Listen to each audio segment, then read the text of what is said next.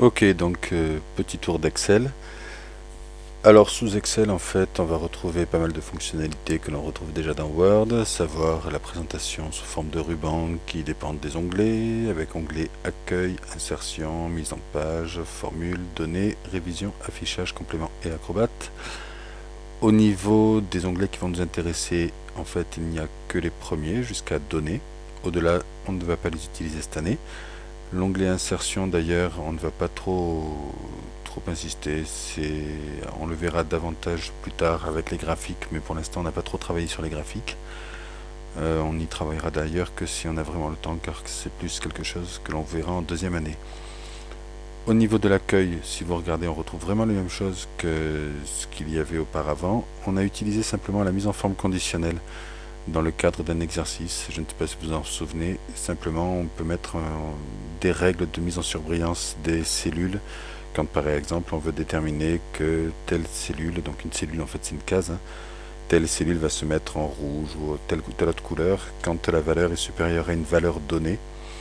On fera, si vous voulez, on fait rapidement un petit élément, un petit exercice. On va dire par exemple que la valeur moyenne c'est 800 euros et on veut que toutes les cellules dont la valeur ici est supérieure à 800 euros passent en rouge. Et eh bien je vais mettre en mise en forme conditionnelle supérieur à, et je vais dire que en fait je vais mettre, j'ai juste oublié un petit détail, j'ai oublié de sélectionner, voilà, mise en forme conditionnelle, règle supérieure à, et je vais choisir comme valeur 800. Voilà, remplissage rouge clair avec texte rouge foncé, c'est parfait. Et voilà, vous voyez qu'il m'a sélectionné toutes les valeurs dont le montant était supérieur à 800. Donc ça, voilà, mettre sous forme de tableau. Ici, vous avez différentes formes de tableaux qui vous sont proposées si vous voulez le présenter différemment que le tableau de base. Ça, c'est pour insérer les cellules, supprimer les cellules, les formats, etc. et tout. Honnêtement, je vous conseille, si vous voulez par exemple insérer une ligne, c'est de vous mettre au départ, vous voyez là où je suis.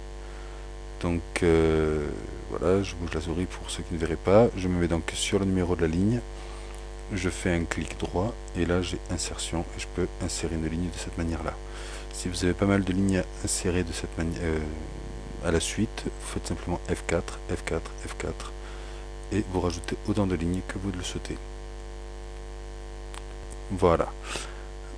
Donc ça c'est pour la présentation générale. Au niveau des formules, et bien en fait il suffit de taper égal et puis on choisit ce que l'on veut comme formule. Donc par exemple ça plus ça, voilà, on a fait notre formule, c'est tout simple. Si on veut faire une formule par rapport à un chiffre qui lui ne doit pas bouger, et bien dans ce cas là on va simplement rajouter, vous voyez là ici, je clique, si on veut par exemple que C10 ne bouge jamais, mais par contre que E11 quand on va faire défiler, vous allez voir, là ici j'attrape, vous voyez, dans le coin inférieur droit de la cellule, et en fait je fais glisser les cellules, et vous voyez qu'en fait le calcul que j'avais fait ici initialement, et bien quand je suis ici, hop, il a pris les valeurs qui étaient en dessous. Alors en supposant par exemple que je ne veuille pas que cette cellule bouge, et bien je vais simplement rajouter $, et $. À ce moment-là, quand je vais faire glisser, il n'y a que cette cellule qui va glisser également. Celle-ci va rester immobile. Vous allez voir que donc ici on avait C10 plus E10 et en dessous on a toujours C10 mais E11, C10 et E12 et ainsi de suite. Donc voilà, ça c'est pour les choses de base. Le presse-papier on retrouve exactement pareil. Oui, dans une comment s'appelle, un tableau Excel, on peut également, pour des raisons de présentation, fusionner les cellules. Par exemple, je ne vais faire qu'une seule cellule que je vais appeler année au pluriel. Si je fais fusionner et centrer, il va le faire, mais il va garder le texte de la première cellule uniquement. Il va d'ailleurs m'avertir, voilà. Donc je fais OK. Et à ce moment-là, je me retrouve avec une seule cellule. Faites attention pour les publipostages, tout ce qui est fusion de cellules, ça a tendance à perturber en fait la, la recherche des données. Donc ça c'est quelque chose, je vous demande de l'utiliser uniquement pour des présentations, mais pas pour des documents que vous allez devoir exploiter à d'autres fins qu'une fin de présentation. Au niveau des valeurs des cellules, ici on a des cellules qui sont par défaut, elles sont en numérique. Pour des raisons pratiques, on peut être amené à choisir qu'elles soient en texte ou en numéraire. Donc là ici on est en nombre, ce que je veux moi c'est que ce soit de la comptabilité ou du monétaire. On va prendre monétaire, vous voyez qu'il va mettre les 00 et les euros. Le symbole euro, je peux, si je clique à droite, ouvrir en fait une boîte de dialogue et aller donc sur format de cellule pour avoir vraiment beaucoup plus d'options. Et ça ici vous pouvez vraiment exploiter ça au maximum. Au niveau des bordures, à vous de tester, vous pouvez tester différents types de bordures, tout ce que vous souhaitez.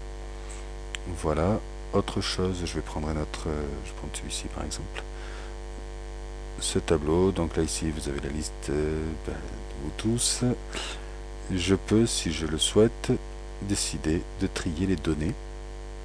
Et donc, alors on peut aller soit ici, vous voyez, on a l'onglet ici, soit on va aller dans données, et dans données, donc on va aller sur trier. Quand on va sur trier, il va nous demander par quoi est-ce qu'il faut trier. Alors on va trier par exemple par nom, et on va faire de Z à A. Voilà. Alors il nous a proposé par nom pour une raison simple, c'est qu'en fait, ici, on a mis des noms de champs. Pensez toujours que Word et Excel ne fonctionnent pas comme Access. Sous Excel, en fait, les champs, les noms de champs, sont sur la première ligne. Sous Access, vous savez que c'est au niveau des noms de colonnes que l'on trouve les noms de champs. Ici, c'est différent. Donc, si vous voulez faire un publipostage, vérifiez toujours que, d'une part, vous ayez bien les noms de champs présents sur la première ligne de votre document.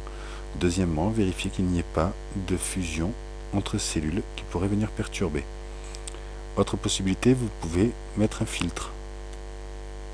Donc là ici, juste cliquez sur filtre et vous voyez qu'ici il y a des petites flèches qui sont apparues. Là par exemple, je ne veux que les étudiants qui sont DEX. Donc, je vais désélectionner toutes les autres solutions. Et j'ai ma liste.